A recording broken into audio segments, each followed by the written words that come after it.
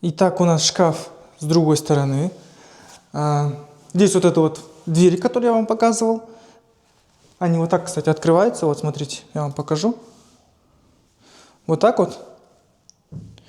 И получается, проход не закрывается. Вот так можно ходить. Здесь там стиралка, сушилка. Можно вторую дверь открыть вот так вот.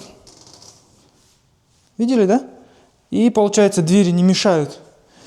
И у нас дальше. Здесь немножко резко закрыл. Здесь, смотрите, радиусный фасад до потолка. Круто, да? Ну, здесь еще есть у нас платильный шкаф. Здесь щиток. Наверху антресоль, Wi-Fi. Вот это у нас закрывается от нажатия. Это все в краске. Такой вот шикарный шкаф. Круто, да?